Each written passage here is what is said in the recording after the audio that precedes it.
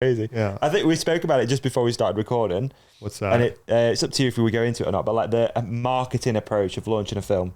Yeah, no, I'm super happy to interesting. go We're talking about through it. that was super interesting what you were saying about like how the approach has changed even from Deathgrip 1 Yeah, exactly. Like to Dumb Genius 2. Almost said it again. Dumb yeah, Genius 2. But yeah, I'd love to hear more about like your approach. How much of a say have you got in that stuff and like? I mean, it's a huge say. It's me and Brennan Siegs talking about how we think we want to market the film in the year 2023. You know, if it's 2017, that's 7 years ago, which is wild that there was more, you know, it goes, maybe it's as simple as then it was like 1-to-1's the preferred, going to get the most clicks on Instagram. So maybe that's changed, so more vertical world and stuff, but it's really more like a project like, the other thing too, why like the marketing and releasing of Deathgrip 1 versus Deathgrip 2 is so much different in that when we're releasing and marketing Deathgrip 1, there's never been a Deathgrip that's been made.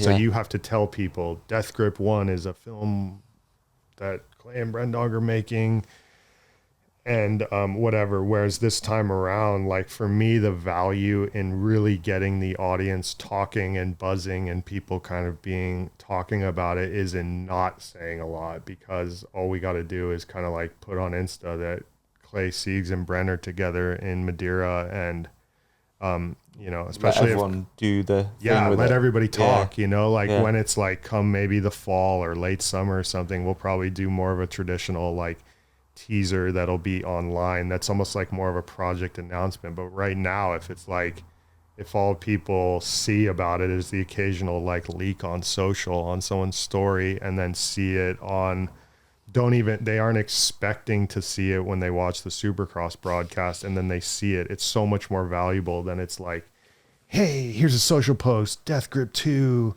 first fucking release, 30-second commercials playing on the Supercross broadcast. Like if you're telling them to watch that and that's going to be in the broadcast and the corest of the core fans, they then know to watch for that.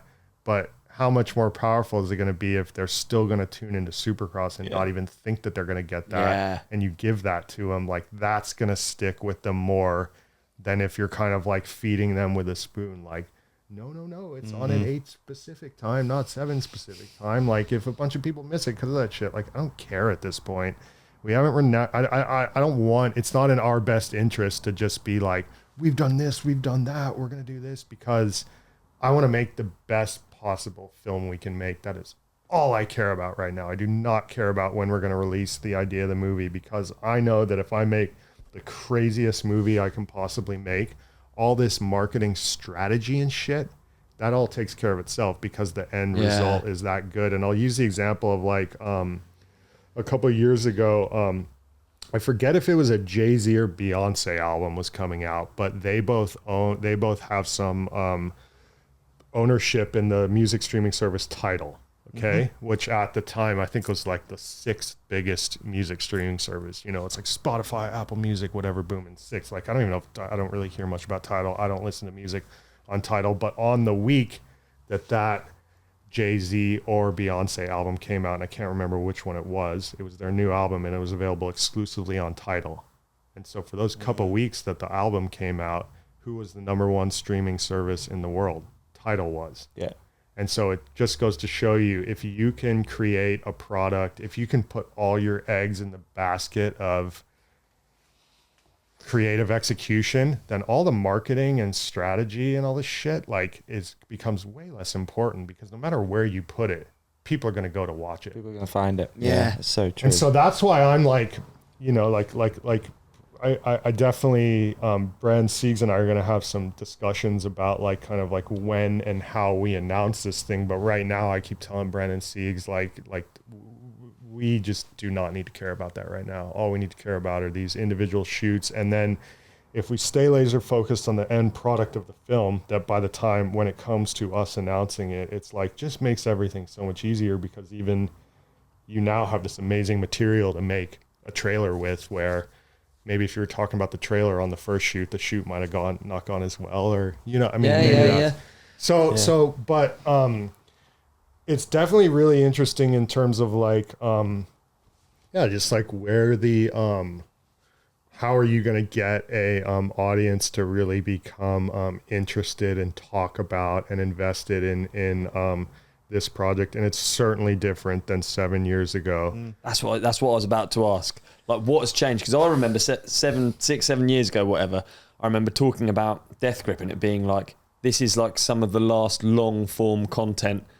Yeah, ever maybe. It might be, right? Yeah, At that point, it was like, it might be like people aren't we're gonna be in the world of just TikTok, I guess. Like, and thinking about TikTok back then. Totally. And we totally already are. Like, I don't know if there's been like that we're kind of the only people like crazy enough to still be doing these full length mountain bike films. And really the only reason why it works is because Bren Siegs and I are such good friends and we want to do it.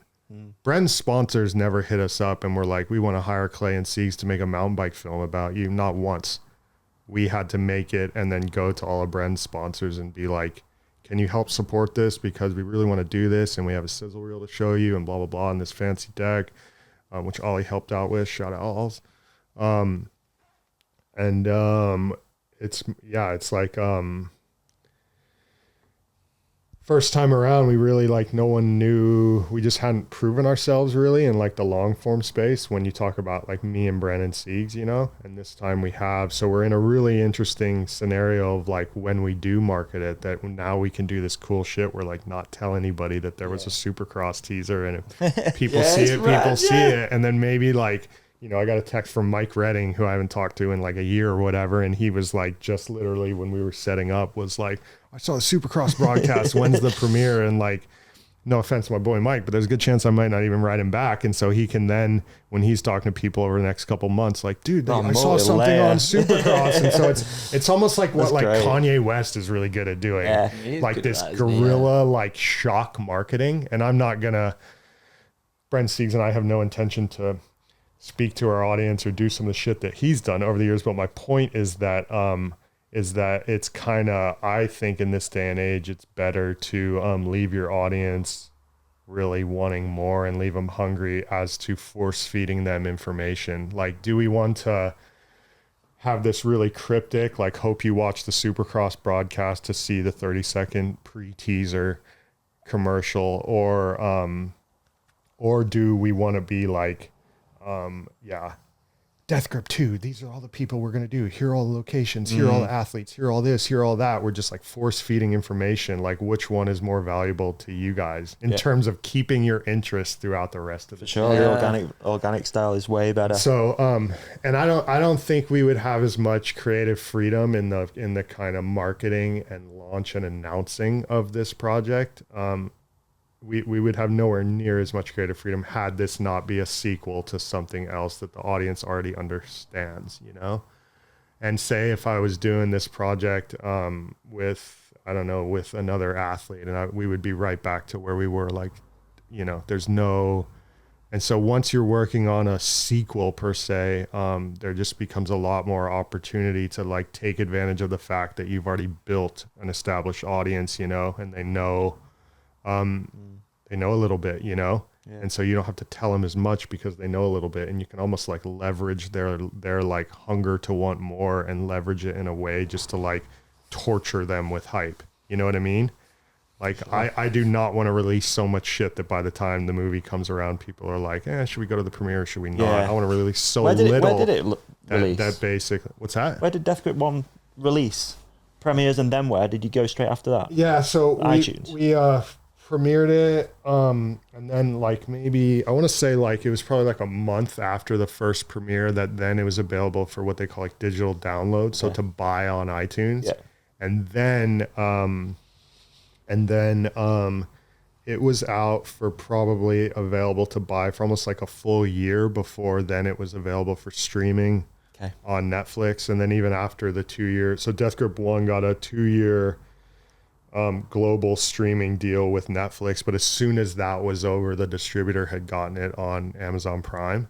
So literally, like, you know, say the end of the month on whatever one date, it's on Netflix. Literally like the next day, it's on Amazon Prime. But even that window of, say, when a audience is used to when an audience is used to like the window from buying a film to when it's available on streaming is like way, like what did I say? It was a year difference. Like now it'll probably be a lot shorter window, you know? And so it's all just, and that will affect again how we market and release the project, knowing that really even like the thing, to be perfectly transparent, like I said to Brandon Siegs the other day, I was like, dude, when was the last time you guys bought a movie on iTunes? Yep. Like I'm even me, and I probably buy more shit on iTunes than fucking anybody, and it's been like, I don't know, 6 months for me, you know? And so it's exciting. Like, when there's a good chance we could release this project like straight to streaming,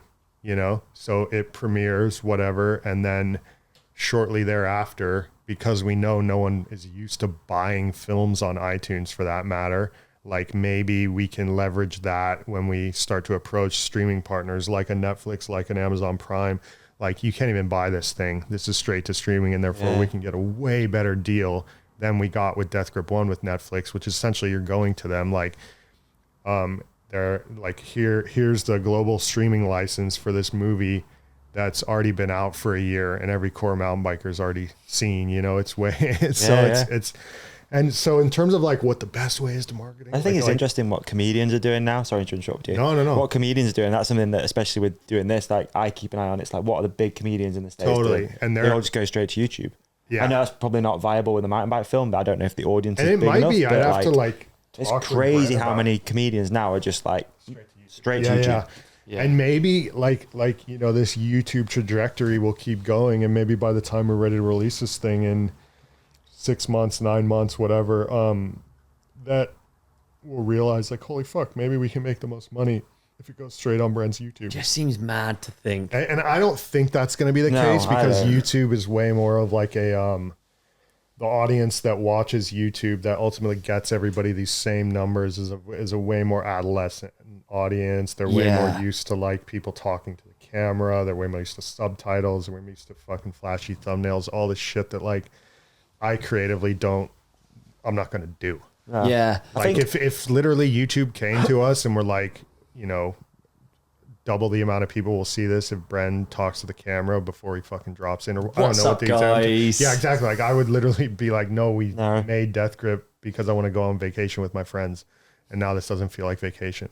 It would be interesting. I know you don't know the numbers, but like you see like a Fabio video, one of his top ones, like 90 million on YouTube, and you're like, huge. That's like that's real numbers. Like that is a real fucking number. You guys will. I remember having this argument with Bren like years ago when Sam Pilgrim just started killing it on YouTube, right? And someone at Monster, I think, told Bren, he's like, one of Monster's best athletes globally, and Bren's just going like, what do you mean? I just fucking had a Netflix movie or whatever, blah blah blah. But they're just seeing the straight numbers on YouTube, and those numbers are mad impressive. And Sam Pilgrim has killed it. Yeah. In terms of what's your specialty? He's doing his specialty really well. He is what'd you say? You got to be undisputed? Undeniable. So if we're making a commercial with wooden bike wheels, who are you going to talk to first? Yeah, for sure. Yeah. You know what I mean? Yeah. And so steering wheel bikes. It's true. Yeah. All that shit. Like you're going to call Sam Pilgrim. And if you think of anybody else that's going to have more experience in that type of shit, you're fucking wrong. Yeah. I'm confident of. Maybe I don't know my wooden bike game as well as I think I do. I kind of forgot what I was talking. Oh yeah. No. So you said Fabio Wibmer's, his biggest edit is 90 million. And so the little, not argument, but the conversation or maybe debate, if you will, that I had with Bren when he started to realize like, wow, the power of YouTube and how Sam Pilgrim is like crushing it with Monster way more than he has, and he's doing YouTube. But my rebuttal to Bren was, okay, Fabio Wibmer or Sam Pilgs, whoever got 90 million views, will Deathgrip. How many languages were those views turned into? Do you know? I don't know. Yeah. No, I'm not sure. Deathgrip was 44 different languages around the world, you know? And I know Fabio Wibmer got 90 million views on his edit, but I forget, I don't know what it is now, but Netflix has 170 million global subscribers. So literally with that alone, I'm like, okay, we have now Deathgrip on Netflix in every territory that media is watched on planet Earth in 44 different languages. And so then when you start like looking at Netflix, like those metrics, not even view count, fuck view count. That's definitely a really important slice of the pie, probably the biggest slice. But like, again, how many languages was Fabio Wibmer's content translated into? Yeah. Kind of weird thinking about it like that, you know? And why is that important? I'm not, what's that? Why is that language thing important? Why is 44 languages compared to one important? Because our value to our partners is that this project that you've invested in is now in 44 different languages compared to one. More people can see it. Right. And understand it. And, it's massively important, the language thing. Yeah. Same with this podcast. Like you guys, the future of your guys' podcast is different languages. Yeah. Like look at Mr. Beast's channel. He's got true. Mr. Beast in Espanol, and it's literally like he's just like repurposing all this content they've already shot in different languages, and now it's like probably the most profitable sector of that dude's business. We were talking about subtitles, whether anyone would listen or watch with subtitles, or whether it needs to literally be. Again, as a podcast thing, I've not seen anyone doing it in different. I don't know. I've not really looked. Yeah. I've not really looked if any of the big podcasts on YouTube. And I don't even maybe the like I know that there's like a separate like Mr. Beast in Espanol channel, and I'm sure he's crushing it. And I haven't watched any of it, but I'd be curious if it's like literally they're taking like the English dialogue video and then dubbing over. Like I hope it is. Yeah, right. I think it's. And then or if it's. Yeah, it's gotta be that. Exactly. Senor Beast. Mi dinero. Yeah. Senor Beast. But it's, and so. Did you enjoy this clip? If so, please like and subscribe. The full episode is available by hitting one of the links on the screen right now, or type The Ride Companion into your favourite podcast app. We've even put links in the show description for you. Cheers!